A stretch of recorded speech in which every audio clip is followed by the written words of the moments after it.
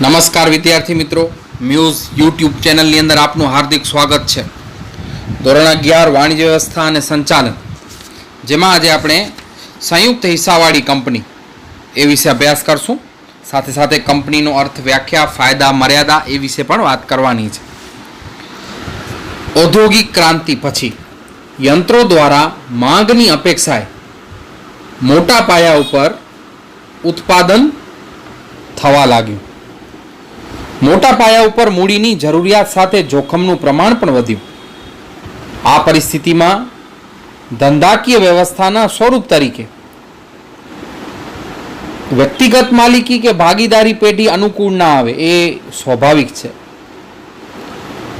વ્યક્તિગત માલિકી અને ભાગીદારી પેઢીની મુખ્ય મર્યાદાઓમાં અમર્યાદિત જવાબદારી, મૂડીની મર્યાદા, ટૂંકું આયુષ્ય વગેરે હતી. મોટા પાયા ઉપર ધંધાકીય પ્રવૃત્તિ કરવા માટે તો આજે વિશાળ પ્રમાણમાં મૂડીની જરૂરિયાત સાથે મૂડીની સલામતી, જવાબદારી અને જોખમની વહેંચણી, કાર્યદક્ષ સંચાલન વગેરે અનેક પ્રશ્નોના ઉકેલ રૂપે એક નવી ધંધાકીય વ્યવસ્થા ઉદ્ભવ થયો, જેને સંયુક્ત હિસ્સાવાળી કંપની અથવા તો જોઈન્ટ સ્ટોક કંપની કહેવામાં આવે છે, જેને આપણે ટૂંકમાં કંપની તરીકે ઓળખીશું. કંપની સ્વરૂપના વિકાસથી વેપાર ઉદ્યોગને ઝડપથી વેગ મળ્યો છે. આથી કંપનીને આર્થિક વિકાસના એક એન્જિન તરીકે ઓળખવામાં આવે છે. ભારતમાં કંપની ઉપરના નિયમન માટે 1956નો કંપની ધારો અમલમાં આવ્યો અને ત્યારબાદ 1/4/2014 થી 2013નો કંપની ધારો અમલમાં આવેલ છે. સૌપ્રથમ વિદ્યાર્થી મિત્રો, કંપની કોને કહેવાય એ વિશે વાત કરીએ. કંપની એ સમાન હેતુઓ માટે કાયદાથી અસ્તિત્વમાં આવતી કૃત્રિમ વ્યક્તિ છે. કાયદાની દ્રષ્ટિએ એક કૃત્રિમ, અદ્રશ્ય અને અમૂર્ત વ્યક્તિ છે. 2013ના કંપની ધારામાં જણાવ્યા પ્રમાણે કંપની એટલે આ કાયદા હેઠળ અથવા અગાઉના કોઈ પણ કાયદા હેઠળ સ્થપાયેલી કંપની. આ વ્યાખ્યા સ્પષ્ટ કરે છે કે કંપની એ કાયદાનું સર્જન છે. વિદ્યાર્થી મિત્રો, કંપની સમાન હેતુઓ માટે કાયદાથી અસ્તિત્વમાં આવતી કૃત્રિમ એક વ્યક્તિ છે. જેમ એક જીવંત વ્યક્તિ છે એ રીતે એ કંપની કૃત્રિમ વ્યક્તિ છે. કાયદાની દ્રષ્ટિએ કંપની કૃત્રિમ, અદ્રશ્ય છે, અમૂર્ત છે. 2013નો જે વ્યાખ્યા આપવામાં આવી કે કંપની એટલે આ કાયદા હેઠળ, યાની કે 2013 અથવા અગાઉના કોઈ પણ કાયદા હેઠળ, એટલે કે 1956ના કાયદા હેઠળ સ્થપાયેલ કંપની. હવે આપણે વાત કરશું લાક્ષણિકતા. તો કંપની એ કાયદેસરનું વ્યક્તિત્વ ધરાવે છે. કંપનીની નોંધણી થાય એટલે કંપનીને કાનૂની એક વ્યક્તિત્વ મળી ગયું. કંપની પોતાના નામથી કોર્ટમાં દાવો કરી શકે છે, કરાર કરી શકે છે અને કંપની સામે કાયદેસરની કાર્યવાહી પણ થઈ શકે છે. ત્યારબાદ જોઈએ કાયમી અસ્તિત્વ. કાયદાથી કંપનીને અલગ અસ્તિત્વ પ્રાપ્ત થાય છે.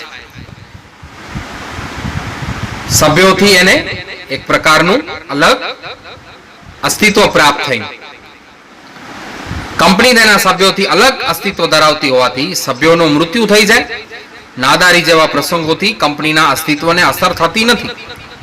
ફડચાની પ્રક્રિયાથી જ કંપનીનો અંત લાવી શકાય અને ફડચાની પ્રોસેસ કરવી પડે, બધા સભ્યોને બોલાવવા પડે, દેવાઓ ચૂકવવા પડે અને પછી જ કંપનીનો અંત છે લાવી શકાય છે.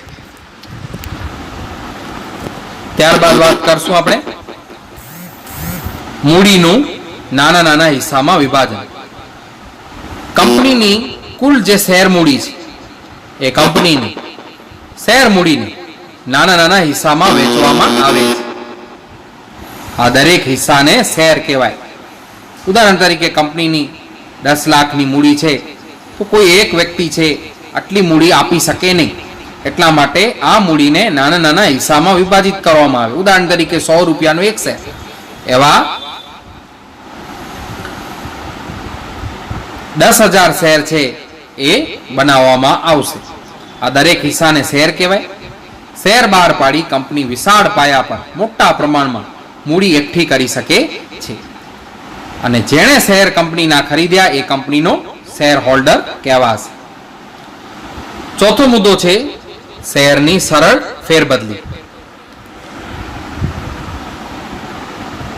કંપની અને કાયદાની જોગવાઈને આધીન રહી શેર હોલ્ડર કંપનીના શેર વેચી શકે છે. યાની કંપનીનો શેર હોલ્ડર પોતાના શેર ગમે એ વ્યક્તિને વેચી શકે છે, ખરીદી શકે છે. શેરની ફેરબદલી કરવી એ કંપનીનું એક મહત્વનું લક્ષણ છે. સામાન્ય મોડ. વિદ્યાર્થી મિત્રો, કંપની એ કાયદેસરની એક કૃત્રિમ વ્યક્તિ છે, પણ એની એ કાયદેસરની જે વ્યક્તિત્વ છે એ કઈ રીતે પ્રાપ્ત થાય છે? તો સામાન્ય મોર, છાપ, સિક્કો લગાડેલો હશે. તો વિદ્યાર્થી મિત્રો, સામાન્ય મોર એટલે ધાતુની બનેલી હશે, કરારો હોય, શેર જેમણે ખરીદ્યા એને પ્રમાણપત્ર આપવાના હોય, શેર પ્રમાણપત્ર, દસ્તાવેજો રોજબરોજના વ્યવહારમાં કંપનીની દર્શાવવા માટે આ સામાન્ય મોર છે એ છાપ છે એ લગાડવામાં આવશે. ત્યારબાદ મિત્રો છઠ્ઠો મુદ્દો છે સંચાલન. કંપની કૃત્રિમ વ્યક્તિ હોવાથી કંપની આવેદનપત્ર અને નિયમનપત્ર એને આધીન રહી સંચાલક મંડળ કંપનીનું સંચાલન કરશે. વિદ્યાર્થી મિત્રો, કંપની છે એ આવેદનપત્ર, જેની આપણે ચર્ચા વિસ્તૃત પાઠોની અંદર કરી છે, અને નિયમનપત્ર એને ધ્યાનમાં રાખી, એને મતલબ કે એની અંદર જે નિયમો ઘડવામાં આવ્યા છે એ નિયમોને આધીન રહીને સંચાલક મંડળ જે કંપનીનું છે એ સંચાલન કરશે. શેર હોલ્ડર પોતાનામાંથી પ્રતિનિધિ તરીકે ચૂંટે છે, જેને સંચાલક કહેવાય. વિદ્યાર્થી મિત્રો, જે પણ શેર હોલ્ડર છે બધા કંપનીના માલિક છે અને બધા આ માલિકો કંપનીનું વહીવટ કરી શકતા નથી. એટલા માટે આ શેર હોલ્ડરમાંથી ચૂંટણી કરવામાં આવશે અને એક કંપનીનું સંચાલન કરવા માટેનું એક પ્રતિનિધિ મંડળ બનશે, જેને આપણે સંચાલક મંડળ તરીકે ઓળખીશું. આ સંચાલકો સામૂહિક રીતે સંચાલક મંડળ તરીકે ઓળખાય છે, જે કંપનીનું સંચાલન સંભાળે છે. આમ કંપનીમાં માલિકી અને સંચાલન બંને અલગ છે. સભ્યનો દરજ્જો. કંપનીના સંચાલન માલિકી અલગ હોવા છતાં ઉપરાંત કંપનીને અલગ કાનૂની વ્યક્તિત્વ, કૃત્રિમ વ્યક્તિત્વ મળતો હોવાથી કોઈ પણ સભ્ય કંપની વતી કરાર કરી શકે નહીં. બરાબર? કે કોઈ સભ્યના કોઈ કૃત્યથી કંપની બંધન કરતા પણ બનશે નહીં. કોઈ સભ્ય છે એ કંઈક એવું કામ કરી આવે છે કે જેનાથી કંપનીને નુકસાન થાય, તો એના માટે કંપની છે બંધન કરતા કહેવાશે નહીં. પરંતુ સભ્ય કંપની સાથે કરાર કરી શકશે. સભ્ય સંખ્યા. ખાનગી કંપની હોય તો ઓછામાં ઓછા 2 અને વધુમાં વધુ 200 વ્યક્તિ ચાલુ કરી શકે છે. જાહેર કંપનીમાં ઓછામાં ઓછા 7 અને વધુમાં વધુ સભ્ય સંખ્યા ઉપર છે કોઈ પણ નિયંત્રણ નથી. સભ્યોની જવાબદારી. સભ્યોની જવાબદારી મર્યાદિત કે અમર્યાદિત હોઈ શકે. મર્યાદિત, જાણે તમે 100 રૂપિયાનો શેર ખરીદ્યો તો તમારી જવાબદારી 100 રૂપિયા જેટલી. અમર્યાદિત એટલે 100 રૂપિયા ચૂકો એ ઉપરાંતની જવાબદારી પણ હોય. તો સભ્યોની જવાબદારી મર્યાદિત કે અમર્યાદિત હોઈ શકે છે. શેરથી મર્યાદિત જવાબદારીવાળી કંપનીના સભ્યોની જવાબદારી એમણે ધારણ કરેલા શેરની રકમ પૂરતી જ મર્યાદિત છે, જેની વાત આપણે કરી છે. વાસ્તવમાં અમર્યાદિત જવાબદારીવાળી કંપનીઓ ઘણી ઓછી હોય છે અને સભ્યોની જવાબદારી મર્યાદિત છે કે અમર્યાદિત તે કંપનીના આવેદનપત્રની અંદર જણાવવામાં આવશે. ત્યારબાદ વાત કરશું આપણે મૂળભૂત અધિકારો. કાયદાથી કંપનીને અલગ કાનૂની અસ્તિત્વ મળી ગયું, પરંતુ કંપની દેશની નાગરિક નથી. તેથી નાગરિકને પ્રાપ્ય એવા મૂળભૂત અધિકાર કંપનીને મળતા નથી. એક વ્યક્તિ તરીકેનો અધિકાર મળ્યો છે, પણ કંપની છે એ નાગરિક કહેવાય નહીં. એટલા માટે કંપનીને મૂળભૂત અધિકારો છે મળતા નથી. શેર દીઠ મતાધિકાર. વિદ્યાર્થી મિત્રો, આપણે સહકારી મંડળીની વાત કરી હતી, એમાં સભ્ય દીઠ મતાધિકાર હતો. કંપનીની અંદર શેર દીઠ મતાધિકાર હોય છે. કંપનીના સભ્યો તેમની પાસે જેટલી સંખ્યામાં શેર ધરાવતા હોય એટલા મત આપી શકે છે. શેરની સરળ ફેરબદલી અને શેર દીઠ મત એ કંપનીની આગવી લાક્ષણિકતા છે. હવે આપણે ફાયદા વિશે વાત કરશું. વિશાળ મૂડી ભંડોળ. કંપની તેની મૂડીને નાના નાના હિસ્સામાં એટલે કે શેરમાં વેચી નાખે છે. શેર દીઠ મતાધિકાર હોવાથી વધુ શેર ખરીદવાનું આકર્ષણ રહે છે. પરિણામે કંપની વિશાળ મૂડી એકઠી કરી શકે છે. શેરની સરળ ફેરબદલી માન્ય શેર બજારમાં, બરાબર ને? શેર બજાર કેવા? માન્ય હોવા જોઈએ, બરાબર? બોમ્બે સ્ટોક એક્સચેન્જ છે, કલકત્તા છે, બરાબર? આ બધા માન્ય શેર બજાર. તો માન્ય શેર બજારમાં શેરની લે-વેચ સરળતાથી થઈ શકતી હોવાથી કંપનીનો સભ્ય ઈચ્છે ત્યારે શેર વેચી નાણાં મેળવી શકે છે અને જરૂરિયાત પ્રમાણે શેર ખરીદી શકે છે. જો કે ખાનગી કંપનીના શેરની ફેરબદલી ઉપર નિયંત્રણ હોય છે, કેમ કે ખાનગી કંપની છે, ઓછામાં ઓછા 2 વધુમાં વધુ 200 તે જાહેર જનતાને શેર ખરીદવા માટે આમંત્રણ આપી શકતી નથી અને તેની શેરની ફેરબદલી ઉપર નિયંત્રણ હોય છે. ત્યારબાદ વાત કરશું આપણે સભ્યોની મર્યાદિત જવાબદારી. શેરથી મર્યાદિત જવાબદારીવાળી કંપનીના સભ્યોની જવાબદારી તેમણે જે ખરીદેલા શેર છે એની મૂળ કિંમત યાની કે એની દાર્શનિક કિંમત પૂરતી જ મર્યાદિત હોય છે. કંપની ફડચામાં જાય કે કંપનીનું વિસર્જન થાય યાની કે કંપની પૂરી થાય આખી, બરાબર ને? એવા સંજોગોમાં તેમણે શેરની મૂળ કિંમત કરતાં વધારાના નાણાં ચૂકવવાના રહેતા નથી. યાની કે નુકસાનમાં જતી હોય તો અમર્યાદિત જવાબદારી હોય તો કંપનીને વધારે નાણાં આપવાની જરૂરિયાત રહેશે. કંપની નહીં આપે, સભ્ય આપશે. અલગ વ્યક્તિત્વ અને લાંબુ આયુષ્ય. કાયદા દ્વારા કંપની તેના સભ્યોથી અલગ વ્યક્તિત્વ અને અસ્તિત્વ મળતું હોવાથી કંપની લાંબુ આયુષ્ય ભોગવે છે. તો સભ્યનું મૃત્યુ થાય, નાદારી, મગજ અસ્થિર થવાના સંજોગો હોય તો સભ્યો દ્વારા શેરની ફેરબદલીથી કંપનીના અસ્તિત્વને અસર થતી નથી. વિશાળ કદના લાભ મળશે. કંપની મોટે ભાગે મોટા પાયા ઉપર ખરીદી, વેચાણ અને ઉત્પાદન શક્ય બનાવે છે. એના પાસે વિશાળ મૂડીભંડોળ, આધુનિક યંત્રો, નિષ્ણાતોની સેવા, સંશોધન વગેરેને કારણે ઓછા ખર્ચે મોટા પાયા પર ઉત્પાદનના લાભ મળે છે. આથી કંપનીને આર્થિક વિકાસનો એક એન્જિન તરીકે ઓળખવામાં આવે છે. વિદ્યાર્થી મિત્રો, આર્થિક વિકાસનું એન્જિન એટલા માટે કે દેશની, સમાજની મોટાભાગની એ જરૂરિયાતો પૂરી કરે છે, રોજગારી પૂરી પાડે છે. એટલા માટે ઘણી બધી કંપનીઓ છે એ દેશનો વિકાસ કરવામાં મદદરૂપ થાય છે. એટલા માટે આર્થિક વિકાસના એન્જિન તરીકે ઓળખવામાં આવે છે. કાર્યક્ષમ સંચાલન. નિષ્ણાતોની સેવા અને કાર્યકુશળ સંચાલકોને કારણે કંપનીનું સંચાલન વ્યવસાયલક્ષી અને કાર્યક્ષમ બને છે. લોકશાહી સંચાલન. સભ્યોએ ચૂંટેલા પ્રતિનિધિઓ એટલે કે સંચાલકો દ્વારા કંપનીનું સંચાલન લોકશાહી, લોકોથી, લોકો દ્વારા, લોકો વડે ચાલતું શાસન યાની કે શેર હોલ્ડરોએ ચૂંટ્યા છે એ સંચાલક મંડળ છે લોકશાહી રીતે જે છે એ સંચાલન કરે છે. મહત્વના નિર્ણયો સભ્યોની સામાન્ય સભામાં દર હિસાબી વર્ષના અંતે જે સભા બોલાવવામાં આવે છે એ સામાન્ય સભામાં બહુમતીથી લેવામાં આવે છે. સમાજ અને રાષ્ટ્રને લાભ. જાહેર જનતા છે એની બચતો કંપનીના શેર, ડિબેન્ચર, જાહેર થાપણમાં રોકાણ કરે છે. બચતને પ્રોત્સાહન મળે છે. રોકાણ ઉપર તેમને ડિવિડન્ડ અને વ્યાજની આવક મળે છે. મોટા પાયા પર ઉત્પાદનના લાભ સમાજના લોકોને પણ મળે છે. રોજગારીની તકો પણ વધે છે.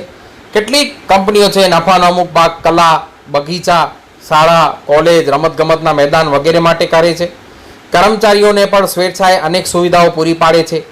કંપનીઓ કરવેરા દ્વારા કરોડો રૂપિયા સરકારને ચૂકવે છે. આ રકમ દેશના વિકાસ પાછળ વપરાય છે. તો વિદ્યાર્થી મિત્રો, સમાજ અને રાષ્ટ્રને આ રીતે જે છે એ કંપની લાભદાયક રહે છે. ત્યારબાદ આપણે મર્યાદાઓ, ગેરફાયદાઓ એ વિશે વાત કરશું. વિદ્યાર્થી મિત્રો, લાંબી અને ખર્ચાળ સ્થાપના વિધિ છે. વ્યક્તિગત માલિકી, ભાગીદારીની સરખામણીમાં કંપનીની જે સ્થાપના વિધિ છે લાંબી છે, અઘરી છે યાની કે જટિલ છે અને ખૂબ ખર્ચો થાય છે, ખર્ચાળ છે. કંપનીએ તેની નોંધણીનું પ્રમાણપત્ર મેળવવા માટે આવેદનપત્ર, નિયમનપત્ર જેવા દસ્તાવેજો તૈયાર કરી કંપની રજિસ્ટ્રાર સમક્ષ રજૂ કરવા પડે છે. બરાબર? નોંધણીનું પ્રમાણપત્ર મેળવવા માટે આવેદનપત્ર, નિયમનપત્ર જેવા દસ્તાવેજો તૈયાર કરી કંપનીનો જે રજિસ્ટ્રાર છે એના સમક્ષ રજૂ કરવા પડે છે. આ માટે નિષ્ણાતોની સેવા લેવી પડે છે. નિષ્ણાતોને એમની સેવા માટે વધુ ફી ઉપરાંત કંપની રજિસ્ટ્રાર છે એને પણ નોંધણી માટેની ફી ચૂકવવી પડે છે. તો આ એક લાંબી અને ખર્ચાળ સ્થાપના વિધિ છે. ધારાકીય નિયંત્રણો યાની કે કાયદાકીય નિયંત્રણો. કંપની કાયદા દ્વારા અસ્તિત્વમાં આવે છે. કંપની તેની હયાતી દરમિયાન કાયદાની જોગવાઈનું પાલન કરવું પડે. હયાતી દરમિયાન એટલે કે કંપની જ્યાં સુધી ચાલુ છે ત્યાં સુધી કંપનીને કાયદાના જે નિયમો છે એનું પાલન કરવું પડે. નિયમિત સમય પત્રકો, અહેવાલો, હિસાબો કંપની રજિસ્ટ્રારને મોકલવા પડે. જે પણ ત્રિમાસિક કે 6 માસિક કે 12 માસિક જે ધોરણે નક્કી કરવામાં આવ્યા હોય એમને નિયમિત સમયે પત્રકો, અહેવાલો, હિસાબો કંપનીના રજિસ્ટ્રારને મોકલવા પડે છે. SEBI securities and exchange board of ઇન્ડિયાની કેટલીક જોગવાઈઓનું પાલન કરવું પડે છે. વિદ્યાર્થી મિત્રો, સેબી છે શેર બજારના નિયંત્રણમાં રાખવાનું કામ છે કરે છે. વિદ્યાર્થી મિત્રો, આ એક ટૂંકી મેં વાત કરી છે નિયંત્રણ વિશેની. આ ઉપરાંત એના ઘણા બધા કાર્ય પણ જોડાયેલા છે. વહીવટી ખર્ચમાં વધારો, નિષ્ણાતોને ઊંચી ફી આપવી પડે, વિશિષ્ટ અધિકારીઓને આકર્ષક પગાર, સંશોધન કરવા માટે પાછળ થતો ઘણો બધો ખર્ચો વગેરેથી કંપનીનો વહીવટી ખર્ચો વધી જાય છે. આપખુદશાહી વહીવટ, સભ્યોને કાયદા દ્વારા ઘણા બધા હકો આપવામાં આવ્યા હોવા છતાં તેઓ કંપનીમાં માત્ર નામની જ સત્તા ભોગવે છે. સભ્યોને કાયદા દ્વારા ઘણા બધા હક આપવામાં આવ્યા છે છતાં પણ તે માત્ર નામની જ સત્તા હોય છે. શેર દીઠ મતાધિકાર હોવાને કારણે કેટલીક વ્યક્તિઓ જૂથ રચી સંચાલન પર કાબુ મેળવે છે. કોઈ એક ખાસ જૂથ હશે, એના જ સભ્યો છે એ વ્યક્તિને ચૂંટણીની અંદર છે એ જીતાડતા હોય છે. પરિણામે એમનું જૂથ રચાઈ ગયું અને એ જ જૂથ છે આખો સંચાલન ઉપર કાબુ મેળવી લે છે અને પોતાની ઈચ્છાનો જ અમલ થવા દે છે. કંપનીના નાણાં, મિલકતો અને ખાનગી માહિતીનો પોતાના અંગત હિત અને સ્વાર્થ માટે પણ ઘણીવાર ઉપયોગ કરી લેતા હોય છે. પછી વાત કરશું આપણે રહસ્યોની જાળવણીમાં મુશ્કેલી. કંપનીએ તેના વાર્ષિક હિસાબો ફરજિયાત ઓડિટ કરાવી સભ્યોને તથા કંપની રજિસ્ટ્રારને મોકલવા પડે છે. વિદ્યાર્થી મિત્રો, વર્ષ દરમિયાન કંપનીએ જે કાંઈ પણ નાણાકીય અથવા અન્ય જે કાંઈ પણ વ્યવહાર કર્યા છે ફરજિયાત એ બધા જ હિસાબોની ચકાસણી કરાવવી પડે અને એના હિસાબો સભ્યો અને કંપનીના રજિસ્ટ્રારને મોકલવા પડશે. કાયદા અનુસાર બીજી કેટલીક બાબતો જેવી કે ડિબેન્ચર પરત, ઉછીની મૂડી છે, બોનસ શેરને લગતી બાબતો પ્રસિદ્ધ કરવી પડે છે. આથી રહસ્યોની જાળવણી મુશ્કેલ બને છે. નીતિ વિષયક નિર્ણયોમાં વિલંબ, નીતિ વિષયક નિર્ણયો લેવામાં સભ્યોની સંમતિ લેવી પડે અને કંપનીને કોઈ નીતિને લગતા નિયમો હોય તો બધા જ સભ્યોની સંમતિ લેવી પડે. આ માટે સભ્યોની સભા બોલાવવી પડે. સભા બોલાવતા પહેલાં પણ સભ્યોને નિશ્ચિત દિવસો પહેલાં સભાની નોટિસ મોકલવી પડે, સભામાં ઠરાવ પસાર કરવા પડે. આ બધાના સમયમાં બગાડ થતો હોવાથી નિર્ણયો લેવામાં વિલંબ થશે. ઓછી પરિવર્તનશીલતા, વ્યક્તિગત માલિકી અને ભાગીદારી કરતાં કંપની સ્વરૂપમાં પરિવર્તનશીલતાનું તત્વ ઓછું છે. યાને વ્યક્તિગત માલિકીમાં કોઈ ધંધો ચાલુ નથી રહેતું, બરાબર નથી ચાલતું તો બદલી શકશું. ભાગીદારીમાં થઈ શકે. કંપની સ્વરૂપમાં ધંધાની બાબતમાં પરિવર્તનશીલતાનું તત્વ છે ખૂબ ઓછું હોય છે. મહત્વના ફેરફાર કરવા માટે સામાન્ય સભામાં ઠરાવ પસાર કરવો પડે છે. કેટલાક સંજોગોમાં કેન્દ્ર સરકાર અને અદાલતની પરવાનગી પણ મેળવવી પડે છે. સટ્ટાખોરીને ઉત્તેજન, સંચાલકો કંપનીના ખાનગી માહિતીથી વાકેફગાર હોવાથી શેર બજારમાં કૃત્રિમ ફેરફાર સર્જે અને સટ્ટાખોરીને ઉત્તેજન આપે છે. અને શેરની કિંમત ઓછી હોય છતાં પણ ઊંચી બતાવી. શહેરમાં થતી સટ્ટાખોરી નાના રોકાણકારો છે એના આર્થિક હિતના નુકસાન પહોંચે. નુકસાન કઈ રીતે પહોંચાડશે? તો ઊંચી કિંમત બતાવી અને શેર હોલ્ડરો ઘણી વખત સંચાલકો પોતાની રીતે જ અંગત રીતે શેર ખરીદી લેતા હોય છે. આ રીતે જે નાના રોકાણકારો છે કંપનીની અંદર શેરનું રોકાણ કરી શકતા નથી અને એમના હિતને નુકસાન પહોંચે છે. સમાજને ગેરફાયદા, કામદારોની હડતાલ, માલિકો દ્વારા તાળાબંધીનો ભોગ સમાજે બનવું પડે છે. માનવ કરતાં અહીંયા મૂડીનું મહત્વ વધારે હોવાથી ઇજારાશાહી, બરાબર, એક જ વ્યક્તિનું છે એ કંપનીની અંદર વર્ચસ્વ રહેતું એને ઇજારો કહેવાય. તો આવા ઇજારાશાહીના દૂષણો પ્રવેશે છે તેથી સમાજમાં આવક અને સંપત્તિની અસમાન વહેંચણી ઊભી થાય છે. તો વિદ્યાર્થી મિત્રો, આજે આપણે લક્ષણો, ફાયદા, ગેરફાયદા એ વિશેની ચર્ચા કરી છે. આશા રાખું છું આપને બરાબર સમજ પડી ગઈ હશે.